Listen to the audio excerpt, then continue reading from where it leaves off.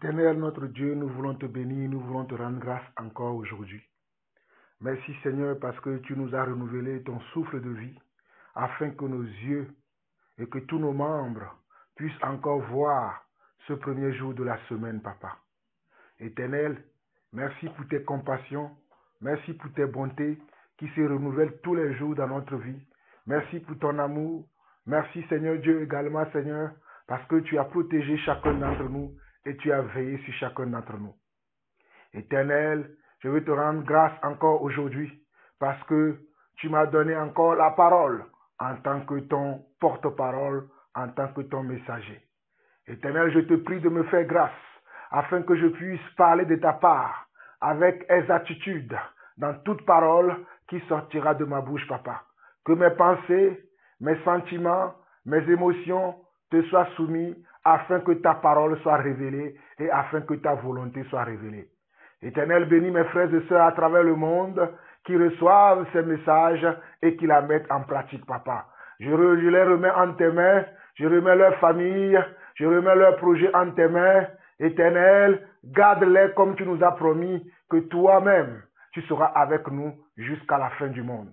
Reçois la gloire, l'honneur, la puissance pour des siècles. Au nom de Jésus-Christ, nous avons ainsi prié. Amen. Alors, mes chers frères et sœurs, à travers le monde, vous écoutez la voix de votre frère, le serviteur, l'apôtre Jean-Paul. Nous allons terminer l'étude du livre de Romains.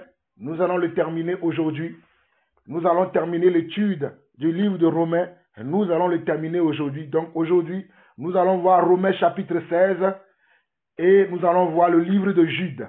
Aujourd'hui, nous allons voir Romains chapitre 16 et nous allons voir également le livre de Jude. Jude étant un frère de Jésus-Christ, nous allons voir ce que Jude aussi a dit concernant la foi, puisque l'enseignement parle de la foi et les œuvres de la foi, ou la repentance et les œuvres dignes de la repentance. Donc aujourd'hui, après avoir étudié le livre de Romains chapitre 16, après avoir terminé ce livre de Romains que nous voulons étudier depuis le départ afin de comprendre quel est le message, qu'est-ce que nous devons retenir dans ce que Paul a enseigné dans le livre de Romains. Alors mes chers frères et sœurs, j'espère que vous avez compris ce que Paul a essayé de nous donner dans le livre de Romains. Nous pouvons résumer que Paul voulait d'abord recueillir les dons parmi les frères et sœurs qui sont à Rome. Paul voulait recueillir quelques dons spirituels. Paul voulait recueillir quelques dons spirituels et Paul leur a également parlé du salut. Paul leur a également parlé de la foi. Paul leur a également parlé du Seigneur Jésus-Christ et Paul leur a également parlé du plan de salut pour les païens et du plan de salut pour les Juifs, les Israéliens, les Hébreux. Paul leur en a aussi parlé dans ce livre qu'il a envoyé aux Romains. Également, nous avons vu que Paul a parlé de la marche par l'Esprit. Paul nous a parlé aussi dans ce livre de Romains, Paul nous a parlé également de la marche par l'Esprit. Il a dit que celui qui est né de Dieu, celui qui est né de l'Esprit, doit marcher par l'Esprit. Il ne peut plus marcher par la chair, car la chair est inimitié devant Dieu. Donc, il ne peut plus marcher selon la chair, mais il marchera selon l'Esprit.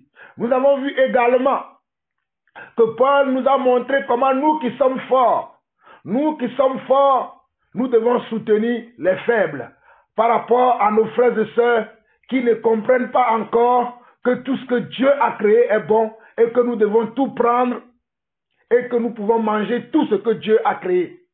Et il y en a encore parmi nous certains frères qui ont une conscience faible et qui pensent qu'ils ne peuvent pas manger de tout.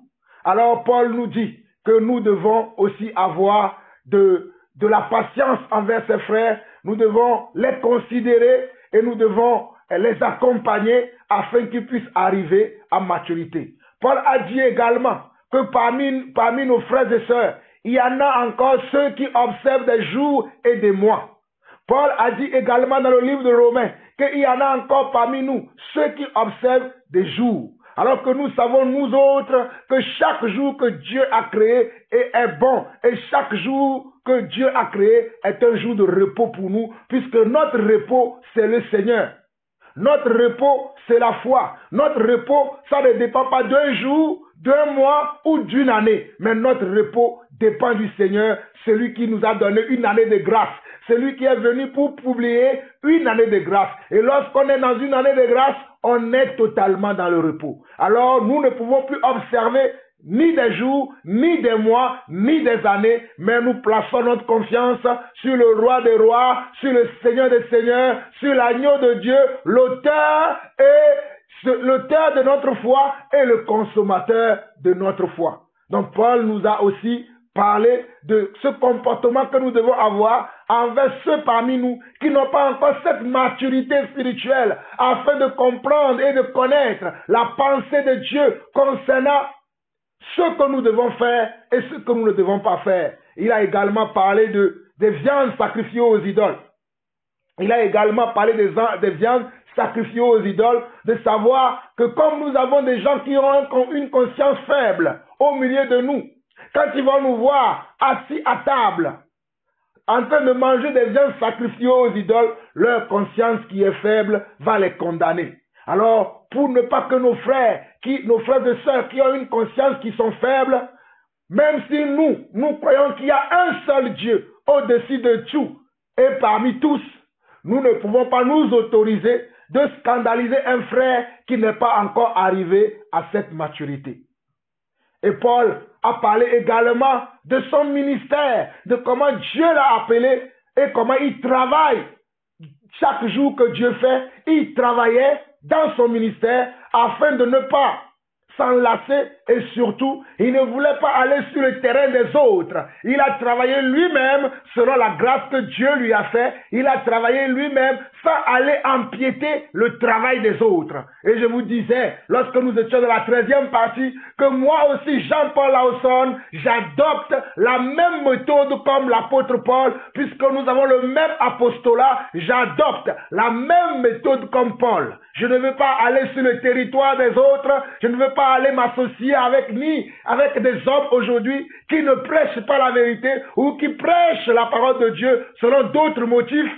Moi aussi, j'ai décidé de servir Dieu comme l'apôtre Paul en n'allant pas dans les champs des autres, mais en restant dans la grâce que Dieu m'a donnée et en publiant tous les jours les enseignements, les révélations que Dieu me donne à tous mes frères et sœurs à travers le monde gratuitement. Mais néanmoins, j'aurai besoin de quelques soutiens pour soutenir nos frères et sœurs qui sont un peu partout dans le monde, qui ont des besoins, qui me contactent souvent et même parfois, par des moments d'évangélisation, je distribue des Bibles aux gens, c'est pour ces choses que j'aurai besoin, et par ceux qui le veulent, et par ceux qui le peuvent, je dis encore, par ceux qui le veulent et par ceux qui le peuvent, des soutiens.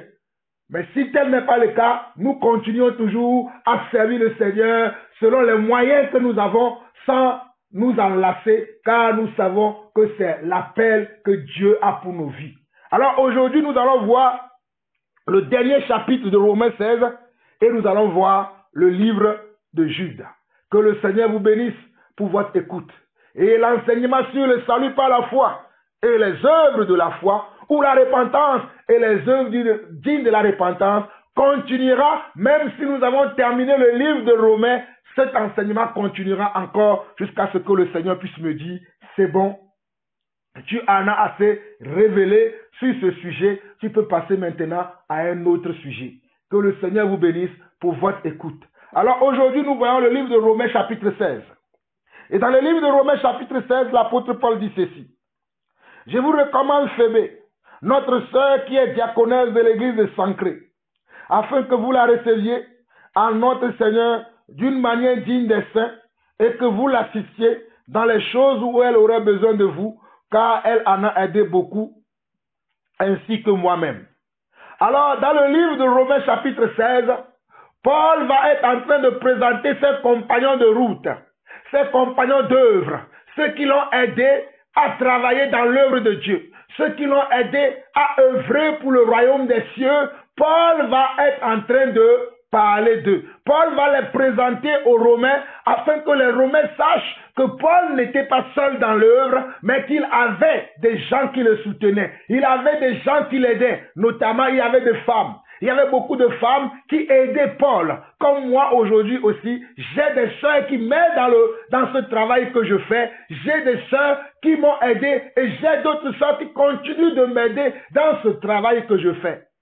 Alors Paul va parler de certaines personnes dans ce livre de Romains chapitre 16 afin de montrer aux Romains que lorsque nous venons à Christ, nous venons avec un don, nous venons avec un talent afin d'aider dans le royaume des cieux et que nous ne venons pas juste pour être un spectateur ou juste pour être une spectatrice, mais que nous venons pour être membres, nous venons pour être un membre actif dans le corps du Christ afin de travailler au salut des âmes, afin de travailler à l'épanouissement des âmes, afin de travailler au bien-être des frères et sœurs selon la mesure de foi et la mesure de grâce que Dieu nous a fait. Nous l'avons vu lorsque nous parlons de Romains chapitre 12 que le Seigneur a donné à un autre ce don, à un autre ce don, à un autre ce don et à un autre ce don. Donc chacun d'entre nous, nous avons reçu un don. Et voilà pourquoi Paul, dans ce livre de Romains chapitre 16, Paul va en train de citer quelques personnes qui l'ont aidé dans le travail que le Seigneur lui a donné. Et moi aussi, je parlerai de certains frères et sœurs qui m'aident dans le travail que Dieu m'a donné, qui contribuent au travail que je fais.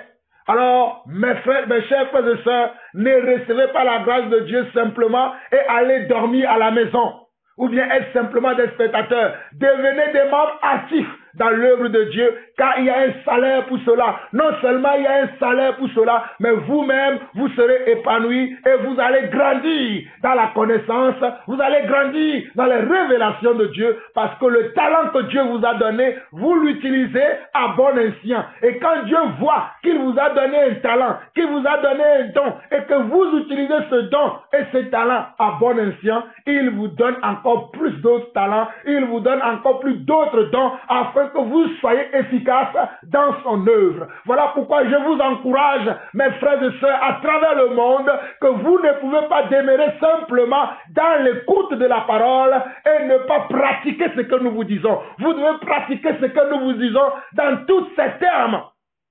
La pratique de la parole, c'est bien, mais vous devez utiliser aussi vos talents, vos dons que Dieu vous a donnés. Si c'est le don de libéralité, allez donner aux frères qui ont besoin de vous. Si c'est le don d'exhortation, exhortez les frères et sœurs. Si c'est le don de prophétie, exercez votre don. Si c'est le don d'interprétation des langues, interprétez les langues dans l'église. Si c'est le don de chant, le don de chantre, allez-y, mes chers frères et sœurs. Voilà pourquoi je veux saluer aujourd'hui ma maman Julienne, ma soeur Julienne, que le Seigneur te bénisse. Voilà des personnes qui m'aident dans le travail que Dieu m'a donné. C'est une soeur, c'est une maman qui chante des cantiques et que je partage ces cantiques dans mes enseignements afin que ces cantiques puissent vous inspirer, puissent vous amener à adorer le Seigneur. Je profite également pour saluer ma sœur Grâce, que le Seigneur te bénisse.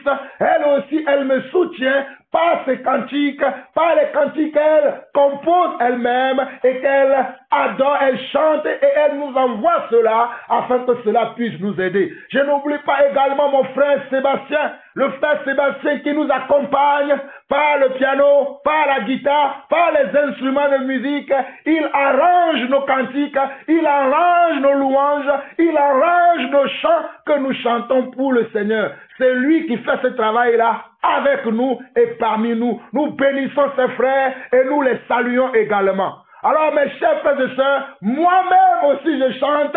C'est parce que si vous allez sur notre chaîne YouTube qui porte mon nom, vous allez dans l'onglet, la playlist, et que vous allez dans les louanges, vous allez voir mes propres cantiques, vous allez voir les cantiques de maman Julienne, et vous allez voir également les cantiques de la sœur Grâce et de d'autres frères et sœurs à travers le monde. Donc moi aussi le Seigneur m'a fait la grâce de pouvoir l'adorer, de pouvoir le chanter. Voilà pourquoi je bénis et je salue mon frère Sébastien qui m'a beaucoup accompagné dans ce travail, qui m'a aidé à arranger certains de nos cantiques, certains de nos louanges afin que cela soit publié sur les réseaux sociaux et cela soit publié également dans l'église afin que nos frères et sœurs puissent en bénéficier. Donc nous revenons à la parole. Nous étions dans Romains chapitre 16 et la parole dit ceci.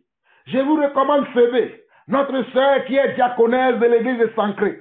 Regardez bien, voilà pourquoi je veux préciser ici parce qu'il y a certaines sœurs qui ne comprennent pas que les femmes ne doivent pas enseigner la parole de Dieu, mais qui sont aujourd'hui dans l'enseignement, c'est-à-dire qui font le travail que je fais, qui sont là, ils ouvrent la Bible devant les hommes et ils commencent à enseigner et elles commencent à enseigner la parole de Dieu, alors que cela est interdit aux femmes. La femme ne peut pas enseigner la parole de Dieu, par contre la femme peut aider.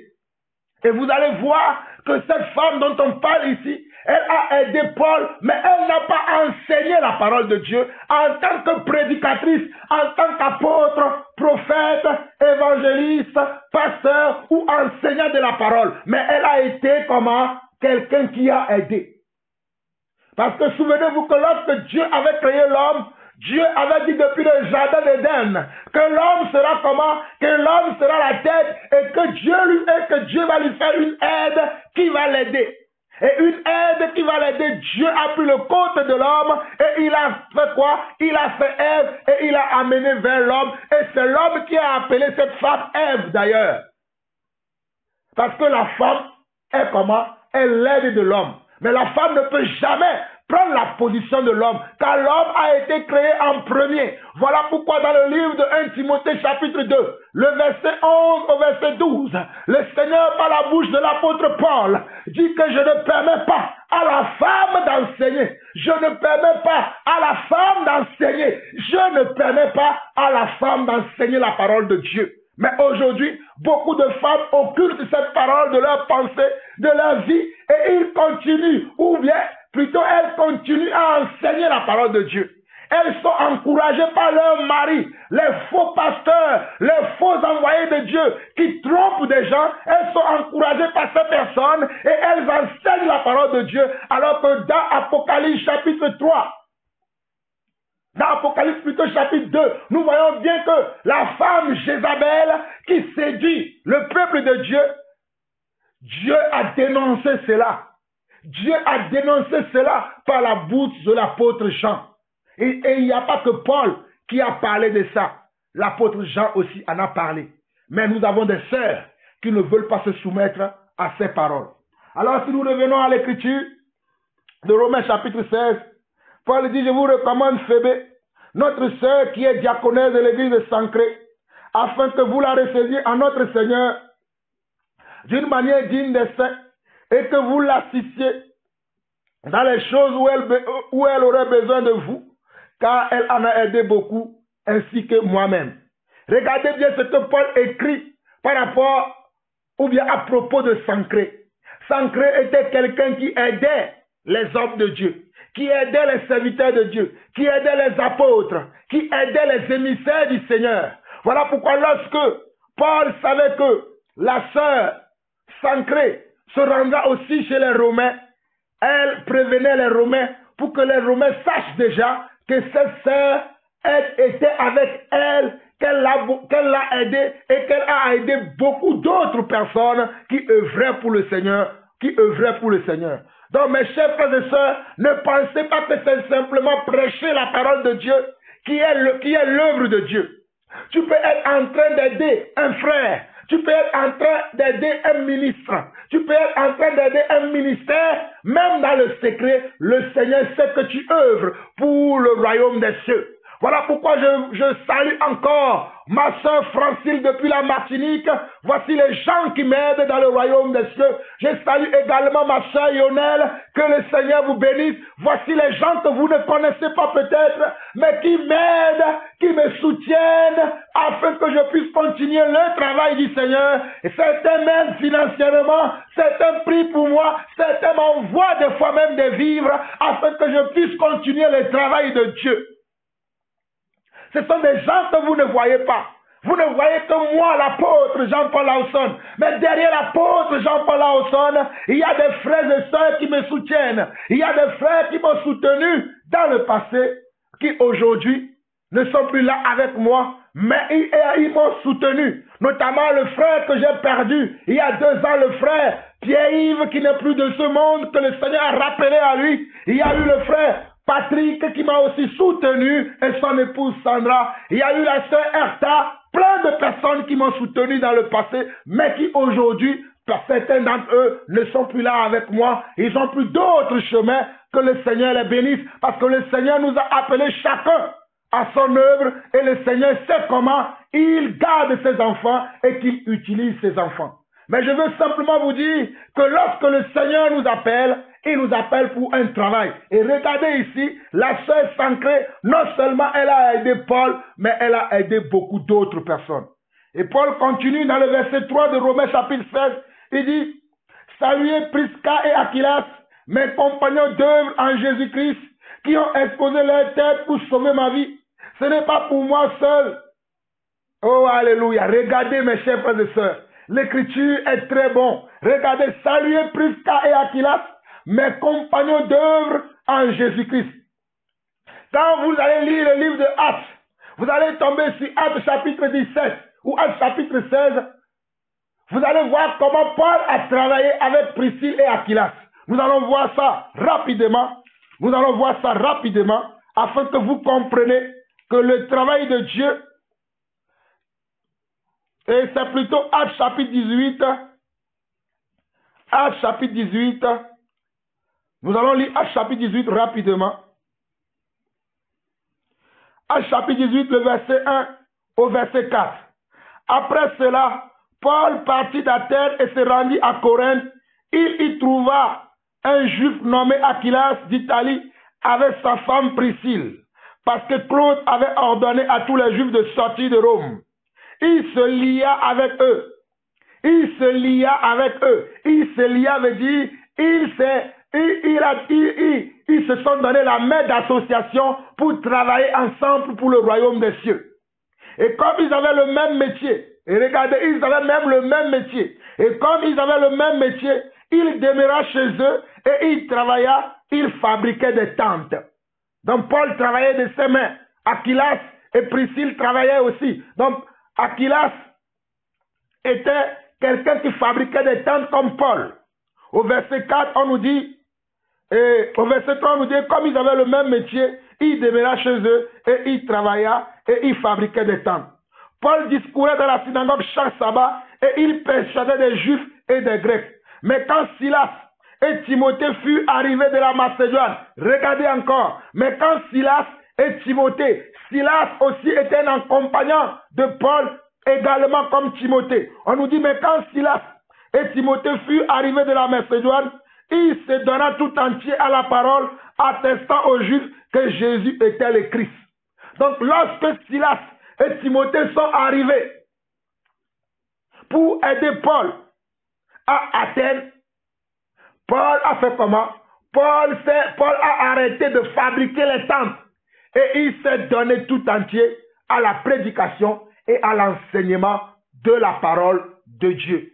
Voilà pourquoi je vous dis que nous ne pouvons pas faire ce travail-là tout seuls, mais que nous avons besoin de vous, nos frères et sœurs, à travers le monde, qui recevez ce message, qui recevez nos enseignements. Sachez que ce travail-là, ce n'est pas le travail d'un seul homme, mais c'est le travail de beaucoup de personnes. C'est le travail de plusieurs personnes, car chacun a besoin d'apporter comment sa pierre à l'édifice. Chacun a besoin d'apporter comment sa contribution dans l'œuvre de Dieu. Elle peut être de plusieurs manières, elle peut se traduire de plusieurs manières. Ça peut être les prières, ça peut être comment les dons, ça peut être comment les soutiens matériels, ça peut être des conseils, ça peut être ça peut se faire de plusieurs manières selon la grâce que Dieu nous a donnée à chacun d'entre nous. Donc si nous revenons dans Romains chapitre 16, Paul dit au verset 3, saluez Prisca et Aquilas, mes compagnons d'œuvre en Jésus-Christ, qui ont exposé leur tête pour sauver ma vie. Regardez bien, hein, qui ont exposé leur tête pour sauver ma vie.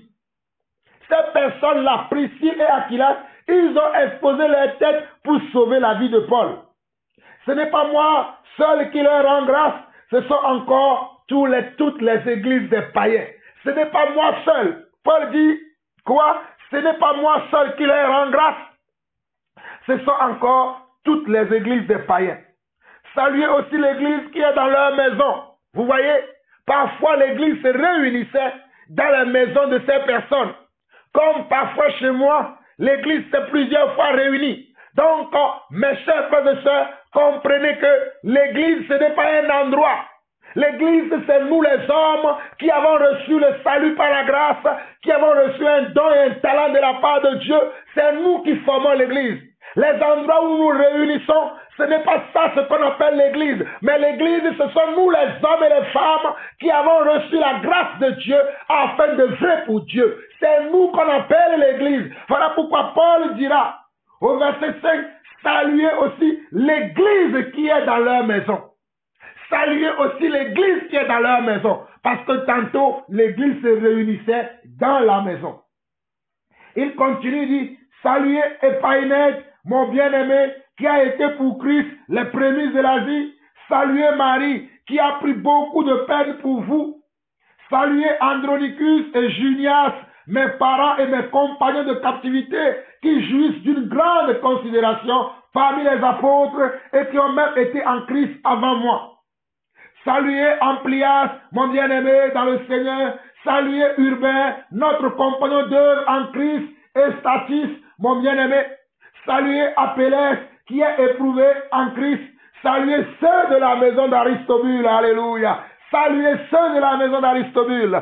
Saluez Hérodion, mon parent. Saluez ceux de la maison de Narcisse qui sont dans le Seigneur. Alléluia. Saluez ceux de la maison de Narcisse qui sont dans le Seigneur. Saluez ceux de la maison de Narcisse qui sont dans le Seigneur. Mes frères, mes chers frères et sœurs, à travers le monde, je salue également ceux dans vos maisons qui sont dans le Seigneur. Je salue ceux dans vos maisons qui sont dans le Seigneur. Je salue ma soeur, ma maman Julienne. Que le Seigneur te bénisse. Je salue ma soeur Lionel. Je salue ma soeur Beta. Je salue également mon frère Sébastien et ceux de ta maison et de ta famille qui sont dans le Seigneur. Je salue également ma soeur Florence de Billion. Je salue également mes soeurs qui sont en Belgique, mes frères et soeurs qui sont en Belgique. Je salue mes frères et soeurs qui sont au Canada, qui sont aux États-Unis, qui sont au Congo, au Cameroun, en Côte d'Ivoire, au Togo, au Bénin, au Ghana et surtout ceux de l'Afrique du Sud et de l'Angola. Je vous salue également. Le verset 12, il dit, saluez Tryphène et Tryphose qui travaillent pour le Seigneur. Saluez Tryphène et Tryphose qui travaillent pour le Seigneur. Saluez Perside, la bien-aimée, qui a beaucoup travaillé pour le Seigneur. Regardez. Saluez Perside. Perside était encore une sœur dans le Seigneur, mais elle a travaillé pour le royaume de Dieu. Elle a combattu le bon combat de la foi. Voilà pourquoi son nom a été cité dans ce passage de Romains chapitre 16, où Paul prend la peine de saluer tous ses compagnons d'œuvre, où Paul énumère quelques personnes qui l'ont aidé dans le travail, qui ont travaillé avec lui. Alors Perside aussi est là.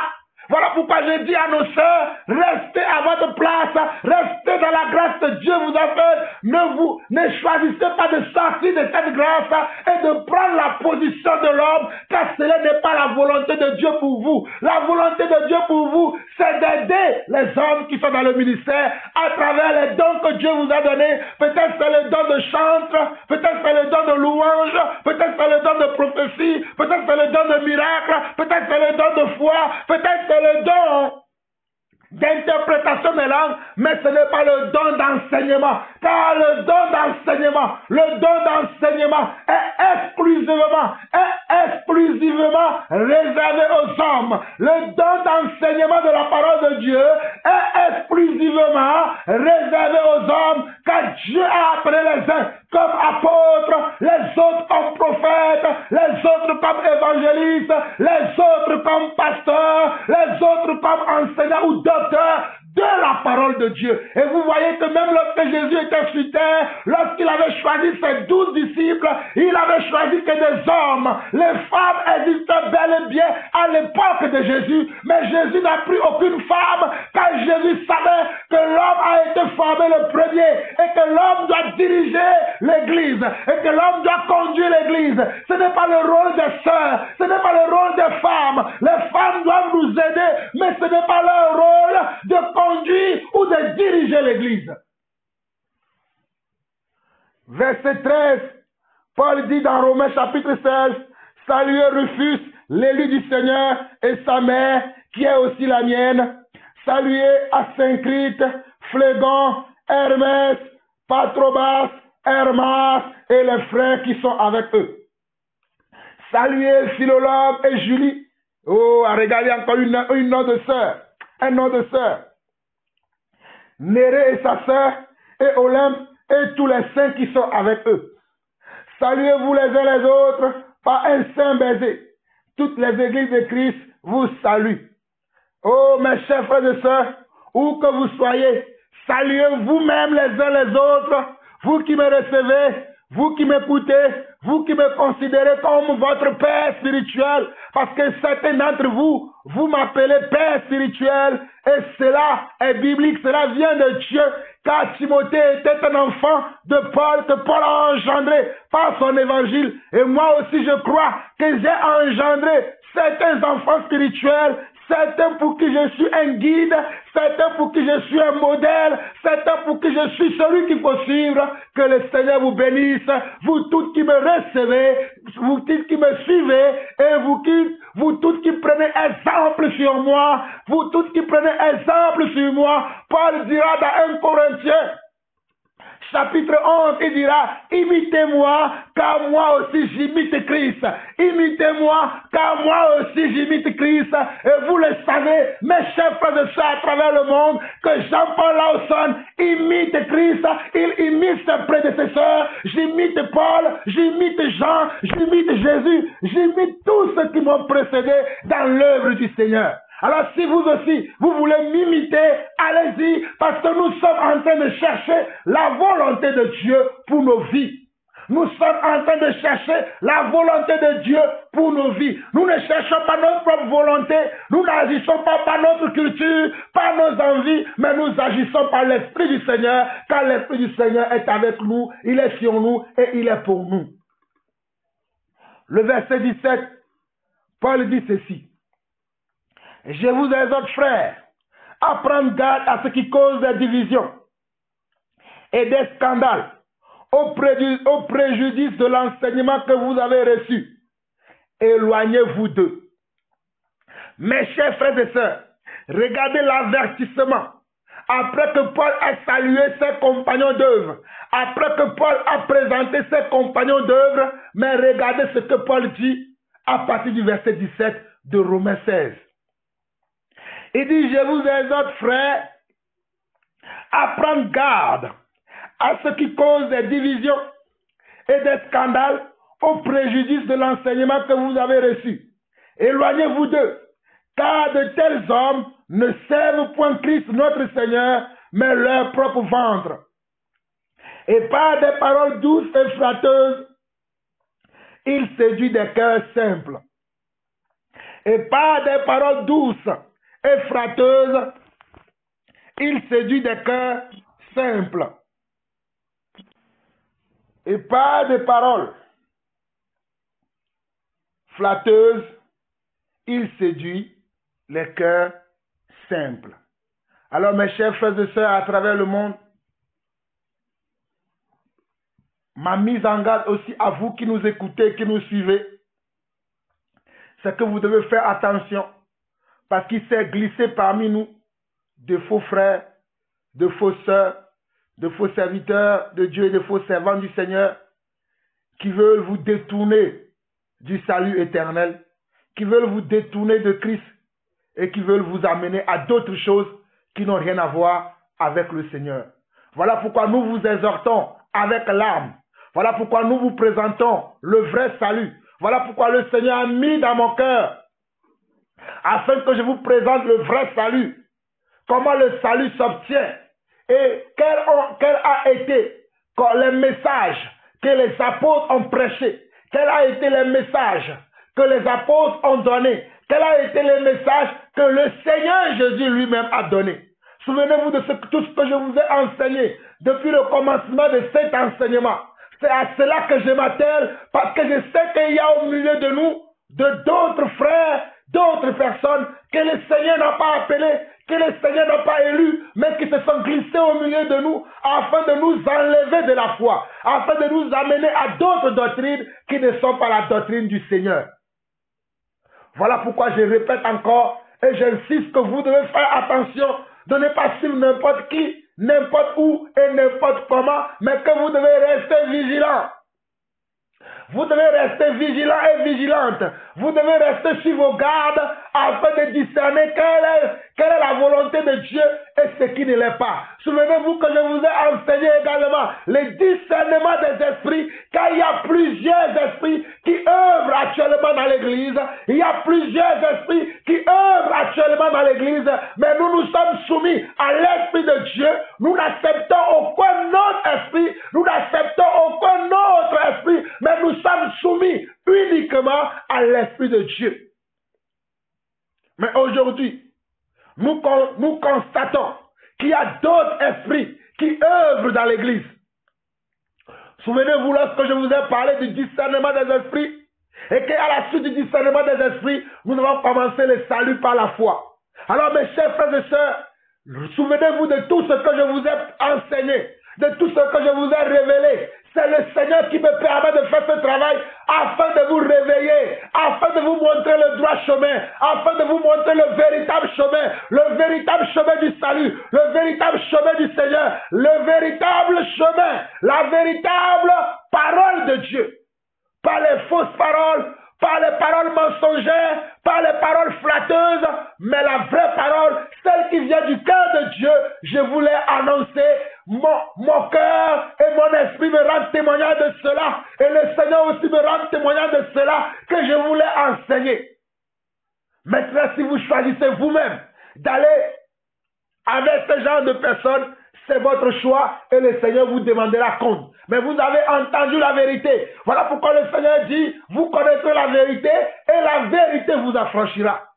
Voilà pourquoi le Seigneur dit également, aujourd'hui, si vous attendez sa voix, n'endurcissez pas vos cœurs. N'endurcissez pas vos cœurs. Vous devez changer, vous devez vous tourner vers le Seigneur, vous devez vous tourner vers le Seigneur et vous devez refuser toute forme de compromission, toute forme de malédiction, vous devez le refuser. Vous avez le choix maintenant de choisir entre le bien et le mal, entre la justice et l'injustice, entre la vérité et le mensonge. Vous avez maintenant le choix. Vous ne pouvez plus continuer à vous mentir à vous-même, mais vous devez maintenant faire le choix de choisir la vérité. Alors, si nous revenons dans l'Écriture, le verset 17 jusqu'à la fin, je vous exhorte, frères, à prendre garde à ce qui cause des divisions et des scandales au préjudice de l'enseignement que vous avez reçu. Éloignez-vous d'eux. Moi aussi, je vous dis de vous éloigner d'eux. Car de tels hommes ne servent point Christ notre Seigneur, mais leur propre ventre. Ils ne servent pas le Seigneur. Ils sont en train de se servir eux-mêmes. Ils servent leur ventre. Et par des paroles douces et flatteuses, ils séduisent le cœur des simples. Pour vous, votre obéissance est connue de tous. Je me réjouis donc à votre sujet, et je désire que vous soyez sages en ce qui concerne le bien, et puis en ce qui concerne le mal. Regardez ce que Paul écrit. Verset 19 jusqu'au verset 20. Regardez ce que Paul dit aux Romains. Paul dit, pour vous, votre obéissance est connue de tous. Pour vous, votre obéissance est connue de tous. J'espère que vous qui êtes mes enfants spirituels, j'espère que vous qui m'écoutez à travers le monde, vous qui recevez mes paroles, que votre obéissance aussi est totale. Parce que certains d'entre vous, je ne vous vois pas. Comme je vois certains tout le temps, je parle avec eux, ils m'appellent, mais certains d'entre vous, je ne vous vois pas. Nous échangeons que par message quelquefois. mais j'espère que votre obéissance est totale. Pour vous, votre obéissance est connue de tous. Je me réjouis donc à votre sujet et je désire que vous soyez sages en ce qui concerne le bien. Regardez, je désire que vous soyez sages en ce qui concerne le bien et puis en ce qui concerne le mal. Le Dieu de paix écrasera bientôt Satan sous nos pieds. Le Dieu de paix écrasera bientôt Satan sous nos pieds. Le Dieu de paix, alléluia. Le Dieu du shalom. Le Dieu du shalom. L'agneau de Dieu. Le Dieu du shalom écrasera bientôt l'adversaire, le serpent ancien, le dragon qu'on appelle Satan. Il sera bientôt écrasé sous nos pieds. Que le shalom, que la grâce de notre Seigneur Jésus-Christ soit avec vous. Timothée, mon compagnon d'œuvre, vous salue, ainsi que Lucius, Jason et Sosipater, mes parents. Je vous salue dans le Seigneur, moi Tertus qui a écrit cette lettre. Vous voyez, ce n'est pas Paul qui a écrit la lettre de sa main, mais c'est Tertus qui a écrit. Paul lui dictait la lettre et il écrivait. Je vous salue dans le Seigneur, moi Tertus qui a écrit cette lettre. Gaius, mon hôte et celui de toute l'église vous salue. Regardez, Gaius, mon hôte. Paul parle encore de quelqu'un ici. Paul dit Gaius, mon hôte et celui de toute l'église. Donc, lorsque Paul arrivait souvent à Rome, il se logeait chez Gaius. Voilà pourquoi il dit Gaius. Gaius est son hôte et il est aussi l'hôte de toute l'église. Alors, lorsque Paul arrivait à Rome, il se logeait chez Gaius et toute l'église se réunissait dans la maison de Gaius. Voilà pourquoi Paul va dire, Gaius mon hôte et celui de toute l'église vous salue. Gaius mon hôte et celui de toute l'église. Il est aussi l'hôte de toute l'église. C'est lui qui recevait l'église dans sa maison lorsque Paul devait partager, lorsque Paul devait enseigner, lorsque Paul devait exhorter, lorsque Paul devait encourager. Gaius mettait sa maison à la disposition de Paul. Alléluia. Gaius mettait sa maison à la disposition de Paul. Mon frère, ma soeur, j'espère que toi aussi, comme quelques-uns et quelques-unes ont mis déjà leur maison à ma disposition, je salue la sœur Gertrude, je te salue, la sœur Gertrude de la Belgique. Je n'oublie pas également la sœur, excusez-moi,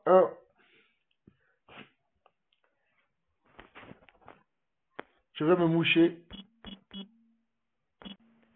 Amen. Je disais que je salue la sœur Gertrude ou la sœur Morane de la Belgique qui m'ont ouvert leur maison afin que je puisse venir enseigner, partager la parole de Dieu. Je n'oublie pas également la sœur Annie de la Belgique qui m'a ouvert sa maison. J'ai commencé à aller en Belgique par l'ouverture de la maison de la sœur Annie. Et par la suite, j'ai rencontré également la sœur Morane ou la sœur Gertrude qui m'a aussi ouvert sa maison. Je vous salue.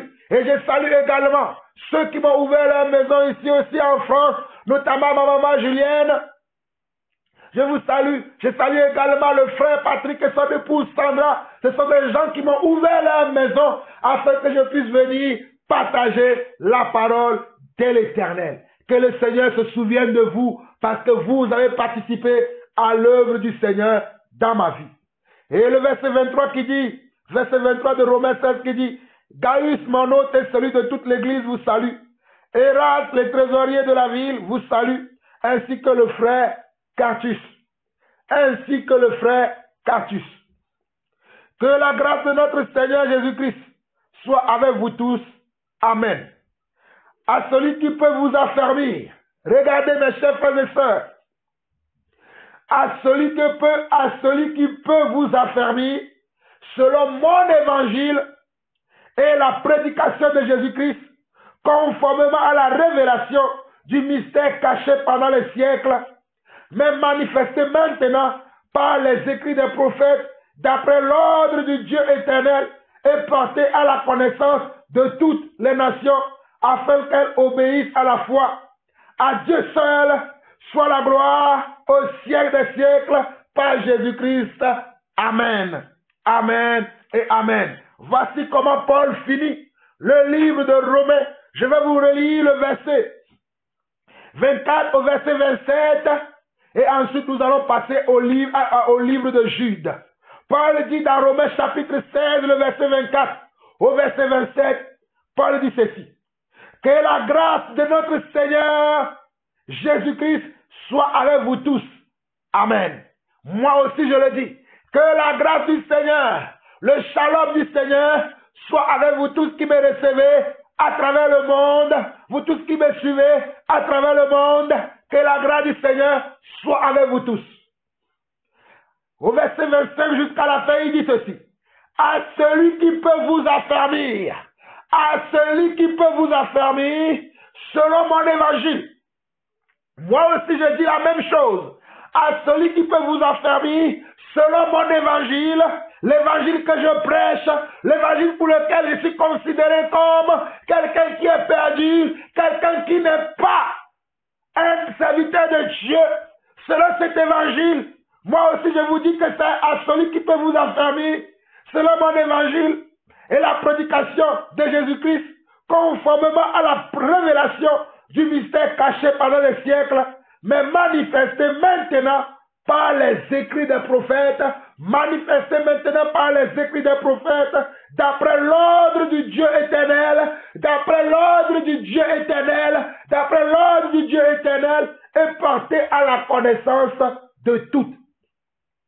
Cela vous est porté à la connaissance de toutes maintenant.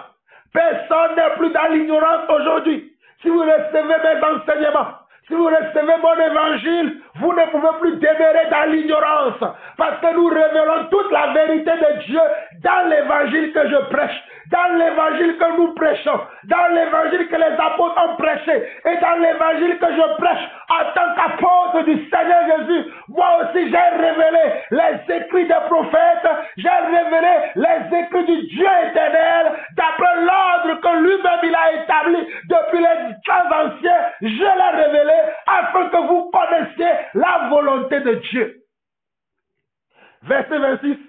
Mais maintenant, par les écrits des prophètes, d'après l'ordre du Dieu éternel, est porté à la connaissance de toutes les nations, afin qu'elles obéissent à la foi.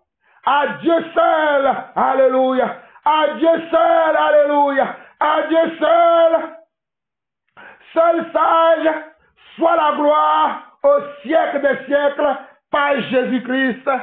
Amen. Amen et Amen. Alléluia. Nous allons voir rapidement le livre de Jude. Nous allons voir rapidement le livre de Jude et nous allons nous arrêter. Donc, nous allons voir le livre de Jude. Et le livre de Jude, c'est le dernier livre du Nouveau Testament avant l'Ancien Testament, dont nous commençons ce que le frère Jude aussi veut nous enseigner concernant le salut éternel, le salut par la foi. Jude, serviteur de Jésus-Christ, est frère de Jacques. Si vous ne le savez pas, Jacques est celui qui a écrit le livre de Jacques. Ce n'est pas Jacques l'apôtre, parce que là, Jacques l'apôtre, si vous lisez Actes chapitre 12, vous allez voir qu'il a été assassiné. Il a été tué par l'épée. Jacques l'apôtre. Mais Jacques qui a écrit le livre de Jacques, c'est le frère de Jésus, comme Jude ici aussi. Ce sont les frères de Jésus qui n'ont pas cru du vivant de Jésus, mais à sa mort, ils ont cru à l'évangile et ils ont aussi travaillé dans l'évangile. Ils ont aussi œuvré pour l'évangile. Donc, c'est Jude qui écrit et qui dit Jude, serviteur de Jésus-Christ. Vous voyez bien que Jude sait, Jude connaît, il connaît maintenant l'autorité, il connaît maintenant la mission de Jésus-Christ. Donc, il voit Jésus-Christ comme Dieu. Il voit Jésus-Christ comme Dieu. Voilà pourquoi je dis serviteur de Jésus-Christ et frère de Jacques. Il n'a pas dit frère de Jésus selon la chair. Parce qu'il sait que Jésus est né dans sa famille. Mais que Jésus était venu pour une mission principale. Voilà pourquoi il ne se présente pas comme frère de Jésus. Parce qu'il sait que Jésus est Dieu et que lui, il est son serviteur. Voilà comment les gens ont compris l'évangile et que nous aujourd'hui nous ne voulons pas comprendre, nous sommes dans la complaisance, nous sommes dans l'amusement. Mais ces personnes-là ne se sont pas amusées. Ils ont été sérieux dans le travail que Dieu leur a confié. Ils ont été sérieux dans leur foi. Voilà pourquoi Jude écrit, Jude, serviteur de Jésus-Christ et frère de Jacques, à ceux qui ont été appelés, qui sont aimés en Dieu le Père et gardés pour Jésus-Christ. Regardez, qui sont aimés en Dieu le Père et gardés pour Jésus-Christ, que la miséricorde, la paix et l'amour vous soient multipliés. Regardez ce qu'il dit. Il dit que la miséricorde, la paix et l'amour vous soient multipliés. Bien-aimés, alors que je désirais vivement vous écrire au sujet de notre salut commun, regardez ce qu'il dit. Il dit, bien-aimés, alors que je désirais vivement vous écrire au sujet de notre salut commun. Le salut est commun. Le salut ne m'appartient pas simplement, mais nous sommes pleins de personnes, nous sommes nombreux. Nous qui avons reçu la grâce de Dieu, nous qui croyons au Seigneur, nous sommes nombreux. Et ici, Jude dit, bien-aimés, alors que je désirais vivement vous écrire au sujet de notre salut commun, je me suis senti obligé de vous envoyer cette lettre pour vous exhorter à combattre pour la foi qui a été transmise au sein une fois pour toutes. Et j'attends des gens qui disent qu'on n'a pas besoin de combattre, que le Seigneur fait le combat, que nous n'avons rien à faire. Effectivement, le Seigneur fait le combat, mais le Seigneur fait le combat au travers de toi et moi. Le Seigneur fait le combat au travers de toi et moi. Voilà pourquoi Paul dira, alléluia. Voilà pourquoi Paul dira dans 2 Timothée, chapitre 4. Je vais vous lire ça rapidement. Dans 2 Timothée, chapitre 4. Paul dira, dans 2 Timothée, chapitre 4, verset 7. Il va dire, j'ai combattu le bon combat. J'ai achevé la course. J'ai gardé la foi. Désormais, la couronne de justice m'est réservée. Le Seigneur, le juste juge, me la donnera dans ce jour-là, et non seulement à moi, mais encore à tous ceux qui auront aimé son avènement.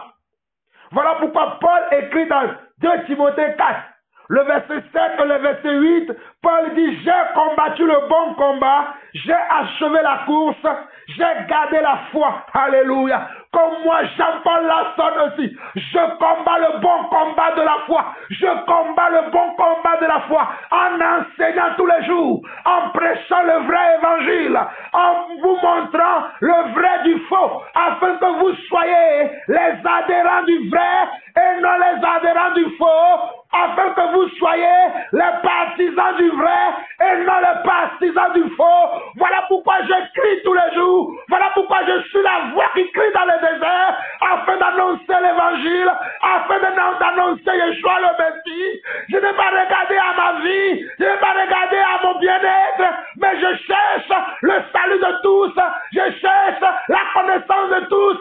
Je veux que tout le monde parvienne à la connaissance du vrai évangile. Verset 8 de 2 Timothée chapitre 4, Paul dira, désormais la couronne de justice m'est réservée. Le Seigneur, le juste juge, me la donnera dans ce jour-là, et non seulement à moi, mais encore à tous ceux qui auront aimé son avènement. Moi aussi je dis la même chose. La couronne de justice, la couronne de gloire m'est réservée dans les cieux, je le sais. La couronne de justice, la couronne de vie, la couronne de gloire m'est réservée, mais elle est réservée également à vous mes auditeurs à travers le monde, à vous mes auditrices à travers le monde. Si vous restez focalisés sur l'évangile que nous prêchons, sans aller visiter les faux frères, sans aller écouter les faux frères et suivre leur évangile. Mais si vous demeurez ferme, si vous demeurez inébranlable dans ce que nous vous annonçons, vous recevrez également avec nous à l'avènement du Seigneur la couronne de justice, la couronne de vie, la couronne de gloire. Que le Seigneur vous bénisse. Alors, dans le livre de Jude, nous revenons au livre de Jude, le verset 3. Jude dit, bien-aimé, alors que je désirais vivement vous écrire au sujet de notre salut commun, je me suis senti obligé de vous envoyer cette lettre pour vous exhorter à combattre pour la foi qui a été transmise aux saints une fois pour toutes. Nous sommes les saints à qui la foi a été transmise une fois pour toutes. Nous sommes les serviteurs et les servants de Dieu à qui la foi a été transmise une fois pour toutes. À qui les ordonnances, les commandements, les préceptes et les volontés de Dieu ont été transmis une fois pour toutes et que nous devons rester inébranlables et que nous devons rester focalisés sur le Seigneur et que nous devons chercher les choses en haut et dans les choses qui sont sur la terre et que nous devons aimer les choses en haut et que nous devons aimer l'avènement du Seigneur et non aimer le monde. Nous devons détester le monde et les choses qui sont dans le monde et nous devons regarder aux cieux et aimer les choses qui sont dans le ciel. Mais aujourd'hui, nous voyons d'autres évangiles. Au verset 4, regardez ce que Jude dit. Car il s'est glissé parmi vous certains hommes, alléluia, car il s'est glissé parmi vous certains hommes dont la condamnation est écrite depuis longtemps. Il s'est glissé parmi vous certains hommes dont la condamnation est écrite depuis longtemps. Des impies qui changent la grâce de notre Dieu en dérèglement. Voilà ce que je vous annonçais depuis le commencement de cet enseignement. Oh, le salut par la foi et par les œuvres de la foi. Le salut par la foi et par les œuvres de la foi. Le salut par la repentance et par les œuvres dignes de la repentance. Il y a des hommes de Dieu dont, alléluia, des hommes qui se réclament de Dieu. Je ne peux pas dire qu'ils sont des hommes de Dieu. Des hommes qui se réclament de Dieu, mais dont la condamnation est écrite depuis longtemps. Des impies qui changent la grâce de notre Dieu en dérèglement. En dérèglement veut dire en dissolution. C'est ceux qui vous disent que vous êtes sauvés simplement par grâce, que le fait de marcher dans les commandements de Dieu n'est pas important, que le fait d'aimer le royaume des cieux n'est pas important, que vous devez aimer les choses sur la terre. Ce sont ceux qui vous prêchent la terre au lieu de vous prêcher le ciel. Ce sont ceux qui vous prêchent les choses de ce monde au lieu de vous prêcher comment le salut éternel et de vous prêcher comment la repentance et les œuvres dignes de la repentance. Ils vous prêchent que vous êtes sauvés par grâce, que vous pouvez vivre comme vous voulez et obtenir le salut éternel. Ce sont ceux-là dont Jude parle ici. Car il s'est glissé parmi vous certains hommes dont la condamnation est écrite depuis longtemps, des impies qui changent la grâce de Dieu en dérèglement et qui renient notre seul Maître et Seigneur Jésus-Christ.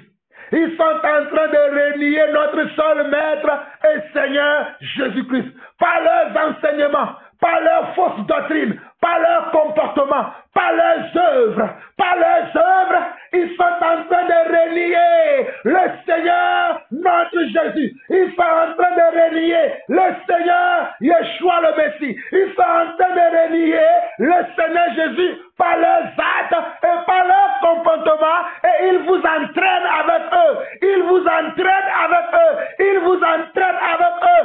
Éloignez-vous d'eux. Éloignez-vous d'eux. Éloignez-vous d'eux. Verset 5, je vais vous rappeler. Regardez ce que Jude dit. Jude dit au verset 5, je vais vous rappeler, à vous qui savez fort bien toutes ces choses, que le Seigneur, après avoir sauvé le peuple et l'avoir tiré du pays d'Égypte, il fit ensuite périr les incrédules. Alléluia. Je vous ai parlé de l'incrédulité, que les incrédules n'hériteront pas le royaume de Dieu. Et les incrédules, ce sont ceux qui n'ont pas cru en Jésus. Ce sont ceux qui s'opposaient à Jésus-Christ. Ce sont ceux qui s'opposaient à l'évangile de Jésus, comme les gens aussi s'opposaient à Moïse lorsqu'ils sont sortis de l'Égypte et qu'ils devaient passer par le désert afin d'arriver sur la terre promise qui est Canaan. Il y en avait quelques-uns qui sont morts à cause de quoi? À cause de leur rébellion contre Moïse. Ils s'opposaient aux paroles de Moïse, ils s'opposaient à la volonté de Dieu, ils s'opposaient à ce que Moïse disait. Ils ont perdu la vie. Nous sommes au verset 5. Je veux vous rappeler, à vous qui savez fort toutes ces choses, que le Seigneur, après avoir sauvé le peuple et l'avoir tiré du pays d'Égypte, fit ensuite périr les incrédules, qu'il a réservés pour le jugement du grand jour, enchaînés éternellement par les ténèbres, les anges qui n'ont pas gardé leur dignité, mais qui ont abandonné leur propre demeure, que Sodome et Gomorrhe et les villes voisines qui se livraient comme eux à la débauche et à des vices contre nature, sont donnés en exemple, subissant la peine d'un feu éternel. J'espère que vous comprenez ces paroles. Je relis encore pour vous. Je veux vous rappeler, moi aussi je vous rappelle aujourd'hui, à vous qui savez fort bien toutes ces choses, que le Seigneur, après avoir sauvé le peuple et l'avoir tiré du pays d'Égypte, fit ensuite périr les incrédules. Vous le savez, que ce ne sont pas tous les enfants d'Israël qui sont sortis de l'Égypte, qui sont arrivés à la terre promise, Canaan, alléluia. Ce n'est pas tous les Hébreux qui sont sortis de la terre promise, plutôt qui sont sortis de l'Égypte, qui ont quitté comment? Le joug de Pharaon, qui ont quitté l'esclavage de Pharaon, qui sont arrivés à la terre promise. Certains parmi eux sont morts dans le désert. Certains parmi eux sont morts dans le désert à cause de quoi? À cause de leur rébellion contre Dieu. À cause de leur rébellion contre Dieu, ils sont morts dans le désert. Ils ont péri dans le désert parce qu'ils n'ont pas voulu se soumettre à Dieu, parce qu'ils n'ont pas voulu obéir à Dieu, parce qu'ils n'ont pas voulu marcher selon les voies de Dieu. Ils n'ont pas voulu marcher selon les voies de Dieu. Cependant, ils ont été comment? Ils ont été libérés du joug de Pharaon. Ils ont été sauvés du joug de Pharaon. Ils ont été sauvés. Alléluia. Oh,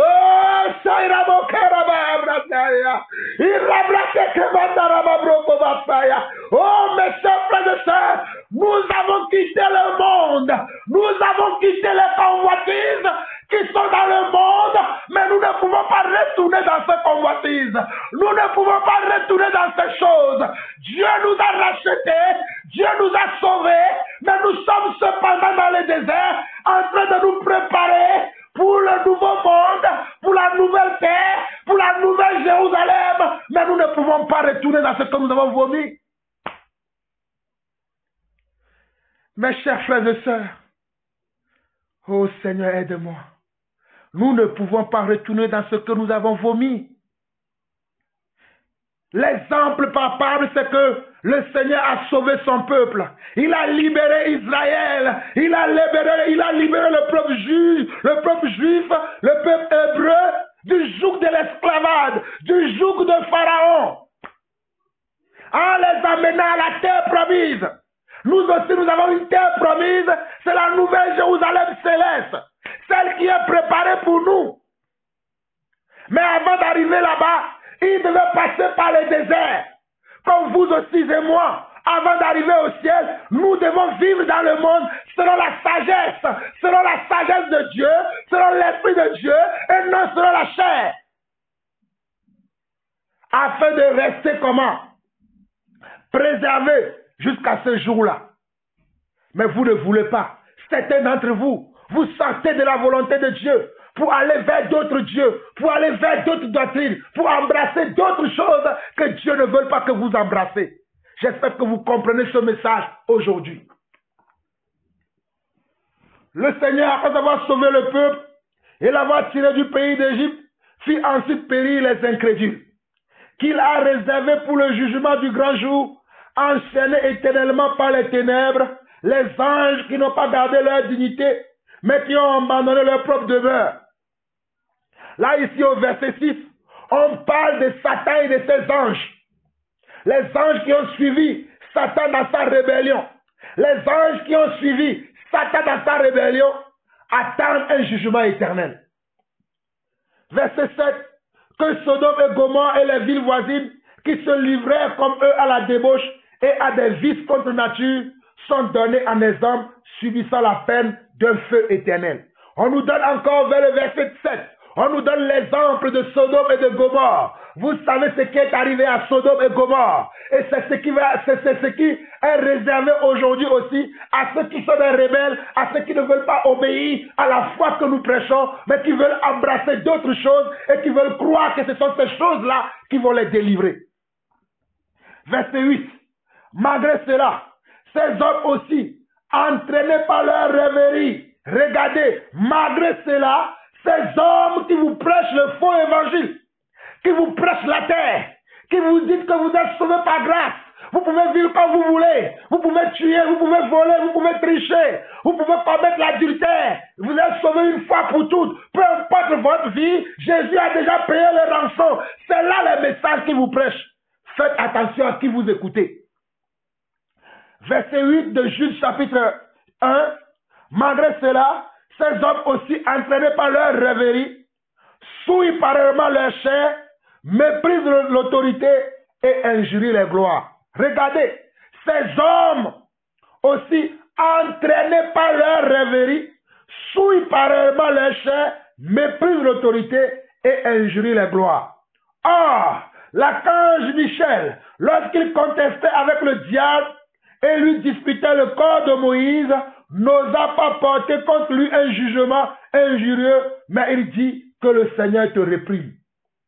Vous voyez comment ces hommes-là sont des hautains, ils sont des fanfarons, ils sont des orgueilleux. Vous voyez comment ils sont?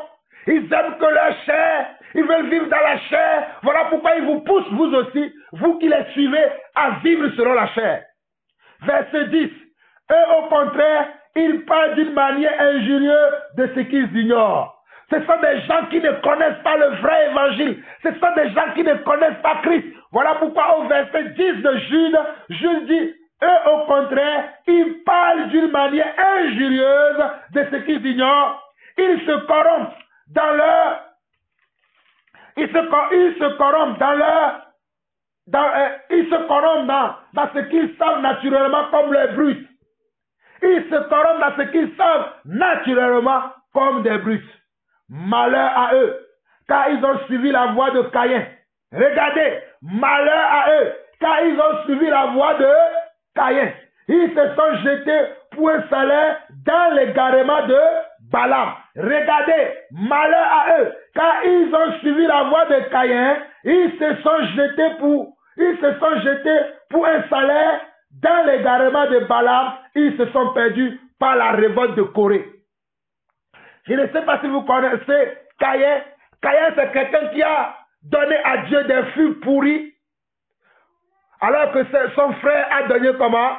Vous connaissez l'histoire. Allez lire Genèse, vous allez voir cette histoire. J'espère que vous connaissez Balaam.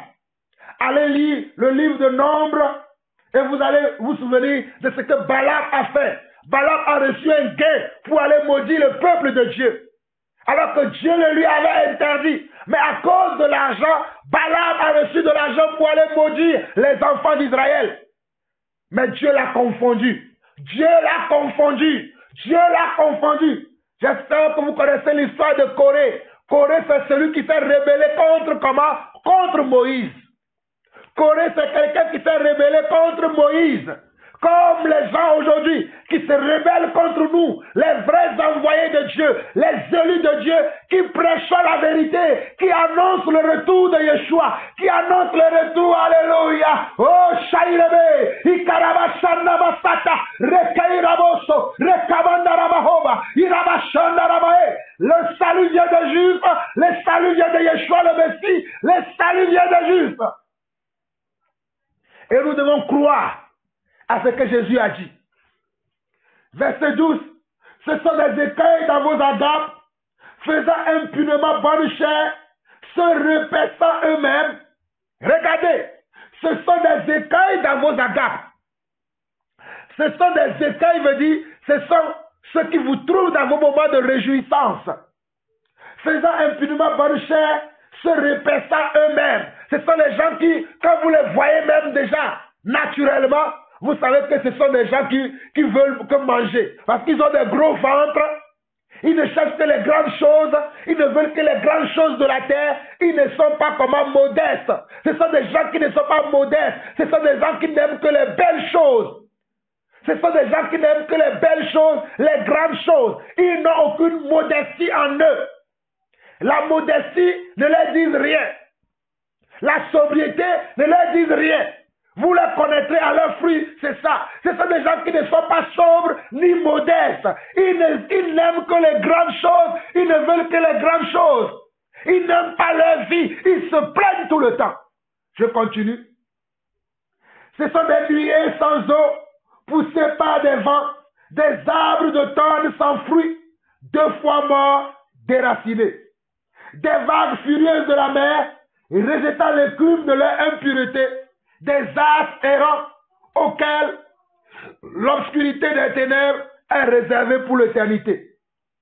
C'est aussi pour eux qu'Enoch, le 7e depuis Adam, a prophétisé en ces termes. Voici le Seigneur est venu avec ses 5 myriades. Regardez le verset 14 de Jude. C'est aussi pour eux qu'Enoch, le 7e depuis Adam. Oh, alléluia. C'est aussi pour eux qu'Enoch, le 7e depuis Adam, a prophétisé en ces termes.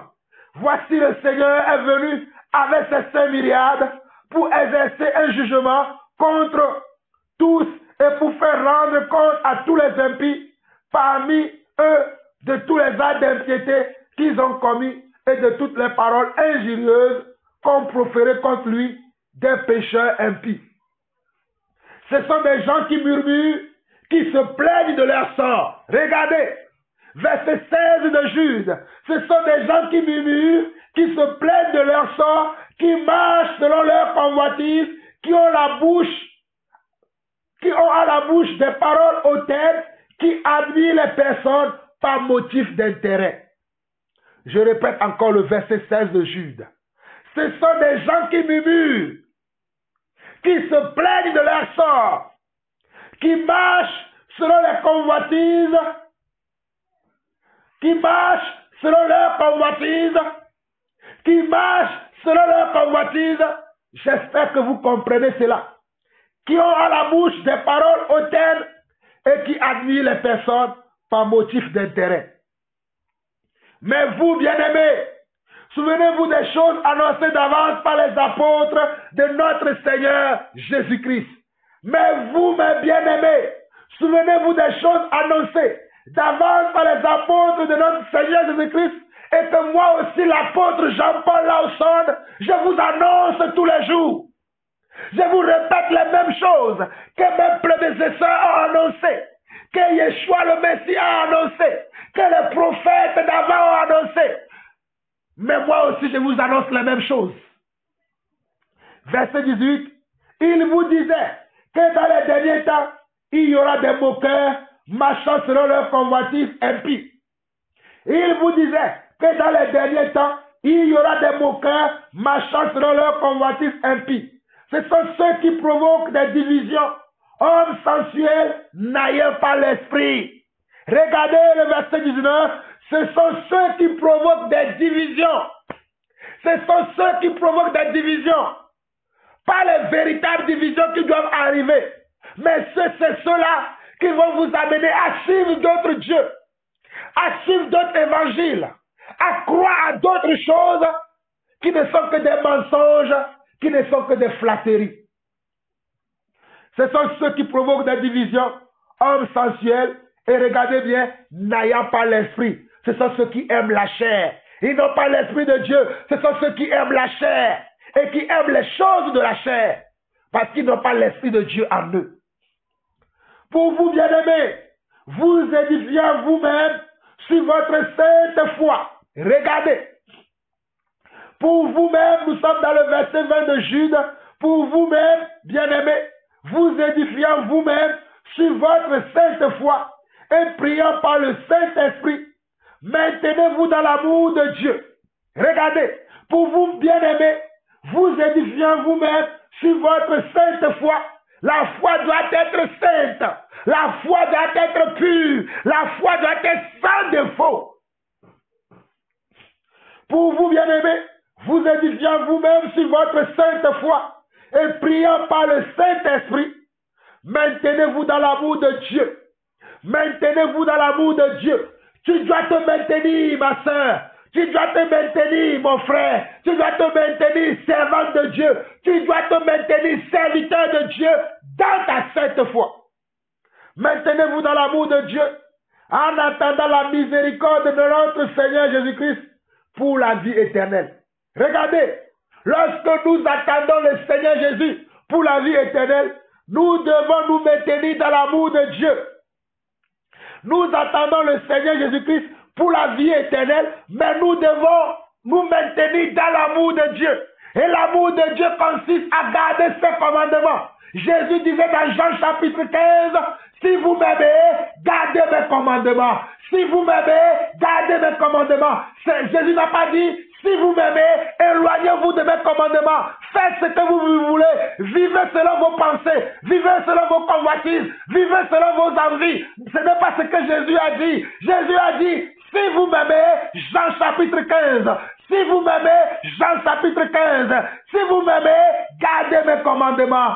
Si vous m'aimez, gardez mes préceptes. Si vous m'aimez, gardez mes paroles.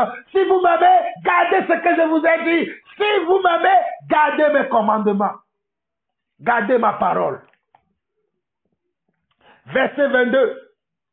Au verset 23. Reprenez les uns, ceux qui contestent, ceux qui ne veulent pas que nous reprenions ces gens. Regardez, il est écrit, reprenez les uns, ceux qui contestent, sauvez-en d'autres en les arrachant du feu, et pour d'autres,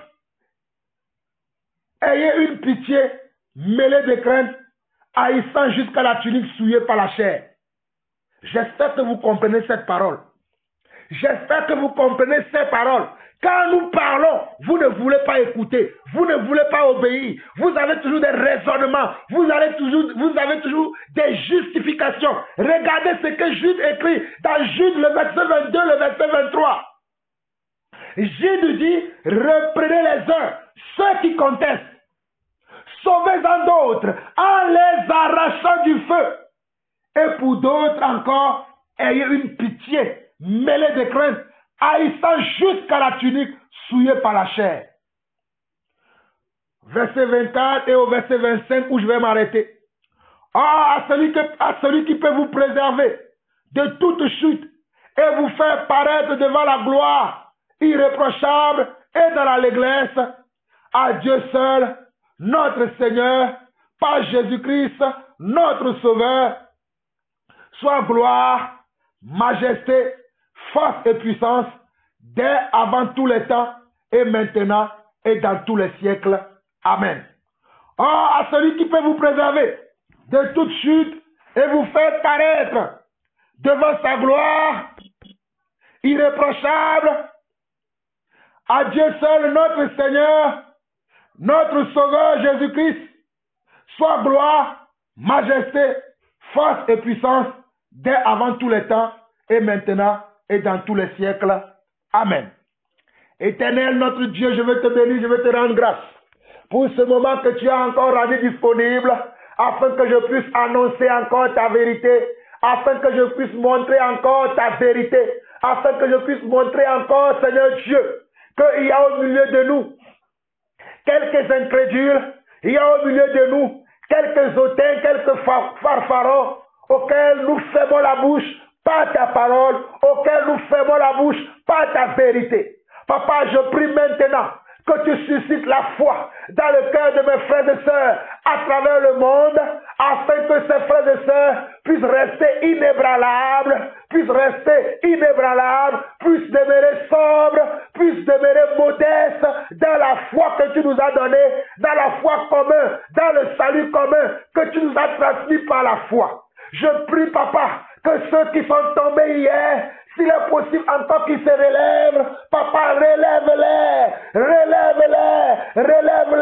Je prie, Papa, que ceux qui ont embrassé d'autres dieux, ceux qui ont suivi d'autres évangiles, s'il est encore possible qu'ils reviennent à toi, s'il est encore possible qu'ils soient sauvés, s'il est encore possible qu'ils puissent obtenir ta miséricorde, ton pardon à toi, éternel mon Dieu, je prie, Papa, que tu leur accordes ton pardon, que tu leur accordes ton salut, que tu leur accordes, Papa, tes compassions, papa.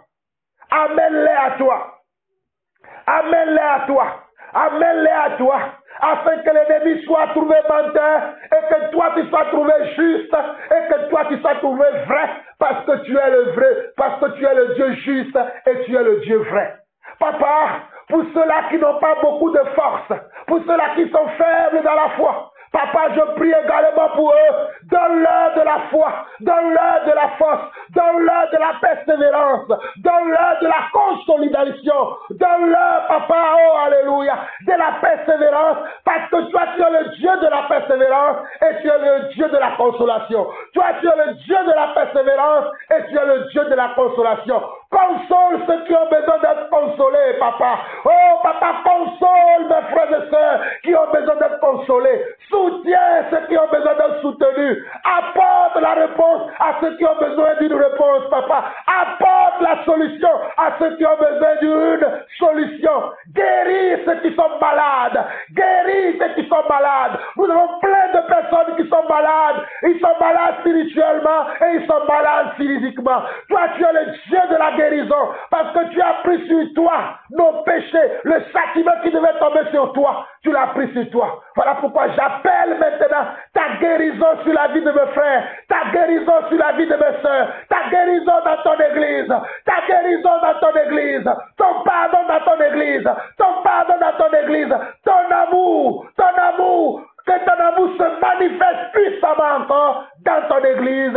Au nom de Yeshua le Messie, nous avons ainsi prié, j'ai ainsi prié. Amen, amen et amen. Honneur, honneur, honneur à l'agneau. Gloire, gloire, gloire à l'agneau. Majesté, majesté, majesté à l'agneau. Puissance, puissance, puissance à l'agneau.